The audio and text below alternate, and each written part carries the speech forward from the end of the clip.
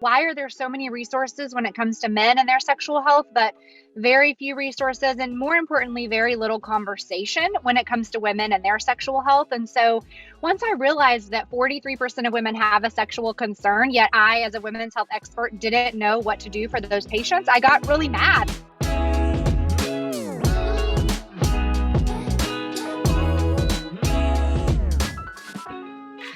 Lyndsey Harper, thank you for joining me. We've known each other now for 2 years. I love every moment I get to spend and have conversations with you. Lyndsey Harper, you are a board certified OBGYN. You are the founder and CEO of Rosy, which we'll talk more about. Thank you for coming and talking to us about why sexual wellness is such an important part of all of our overall well-being journeys. It's my pleasure to be here, Angie. And likewise, I love every minute I get to spend with you. So thanks for inviting me to do this, and excited to talk about sexual health. Yeah. So I'd love for you to share your story.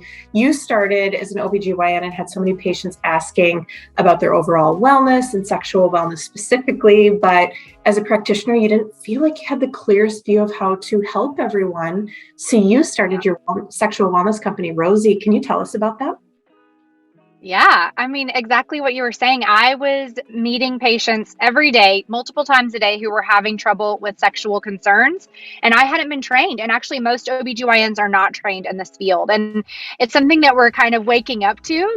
Why are there so many resources when it comes to men and their sexual health, but very few resources, and more importantly, very little conversation when it comes to women and their sexual health? And so once I realized that 43% of women have a sexual concern, yet I, as a women's health expert, didn't know what to do for those patients, I got really mad, actually, and decided that I wanted to do something about that. So I joined a medical society where all they do is study evidence-based interventions for women's sexual health, and started to understand that, we have this myth of women's sexual health that it's complicated and it takes a long time and we can't get into it. But I really view my role and Rosie's role as, hey, like, if you can get the right information in front of the right people at the right time, it's not that complicated.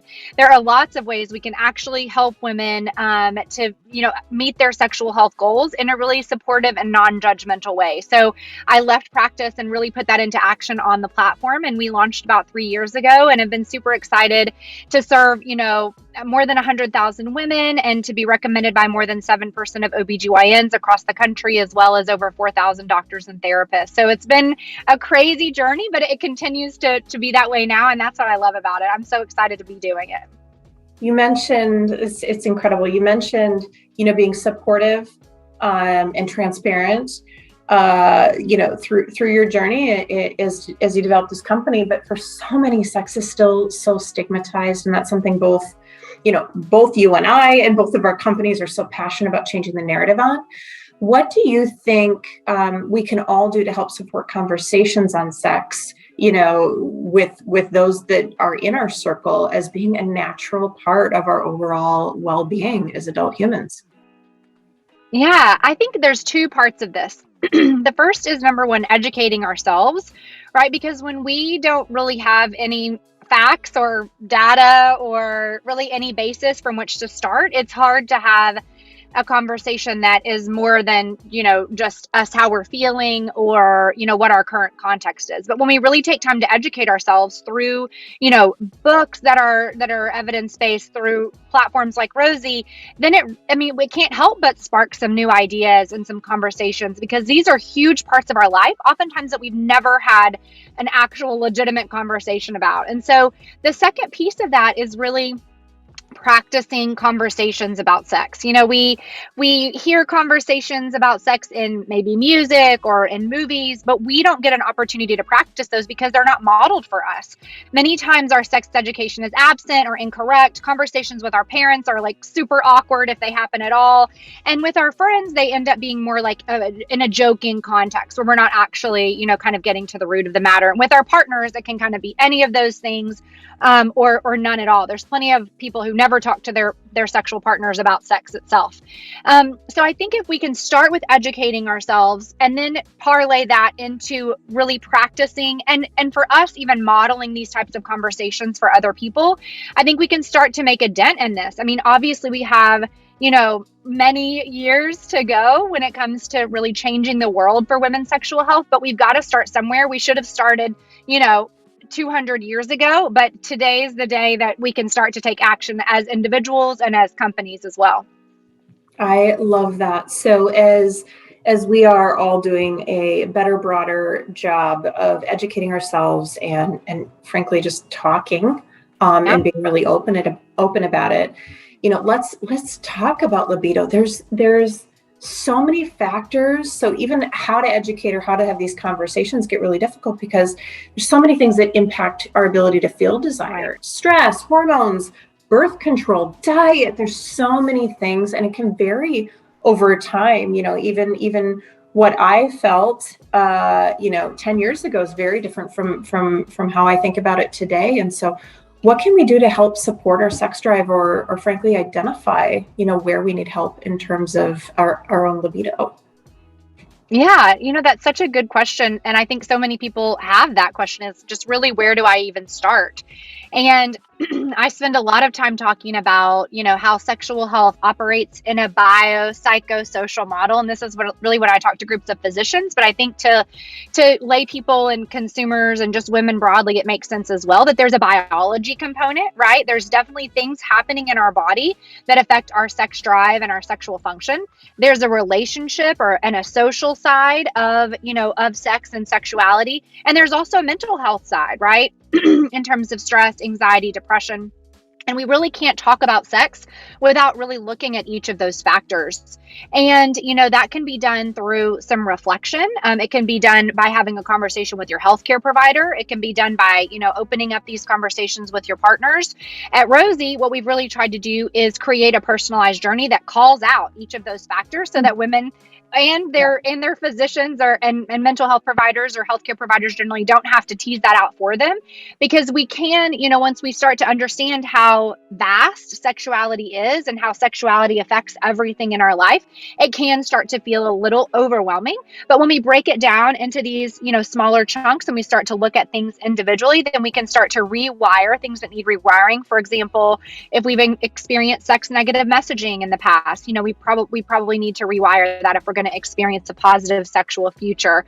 But to your point, if there's a medical issue or if there's, a supplement, for example, that could be offered in that case, then those are options as well. So it's really not one answer for everybody, but it's a combination of, how is my life generally affecting my sexual health and what are the opportunities for improvement?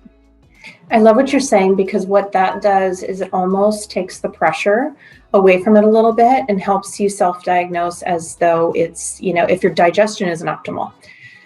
Could it be a mind issue? Could it be a body thing? Right. And so it's not dissimilar to that. What I will say though is, there, this conversation though, is a little bit more complex potentially than just that identification, because as we're working through each of our relationships with sex, intimacy, sex after baby, the pressure to have it, self-pleasure, how to have sex on your period, there's so many different angles and aspects to this. And frankly, past experiences certainly play into this for so many. What can we do to continue to get the right support in navigating through certainly the identification, but then, our relationship with a number of these pieces or facets of desire? How do we navigate the stages that we're all going to go through? Yeah, and I think it's really helpful to think about sexuality like throughout the lifespan. Whenever I talk about sexual health to people who are not familiar with it, for example, investors or groups of women, we think about, okay, we're going to have a sexual problem at menopause. Like everyone feels like that's kind of like a built-in thing.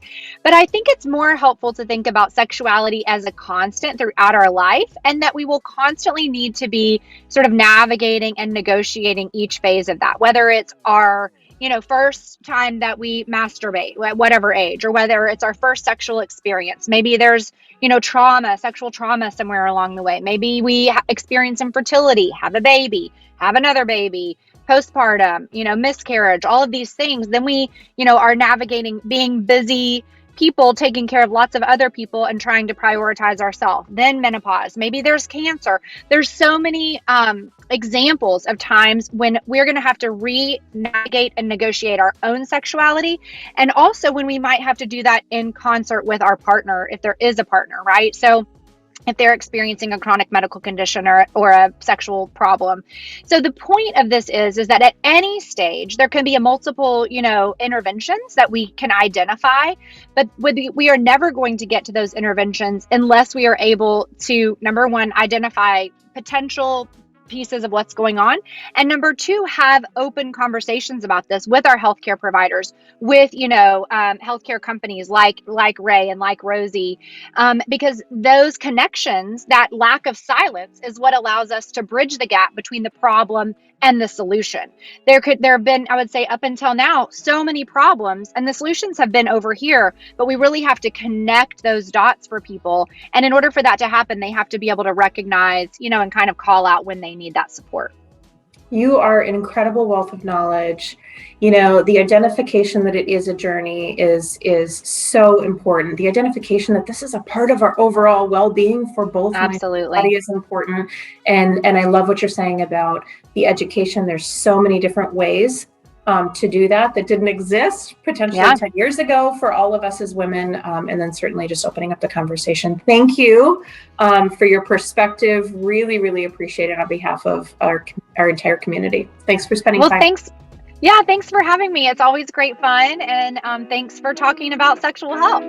All right. Talk to you soon. Bye Okay. bye.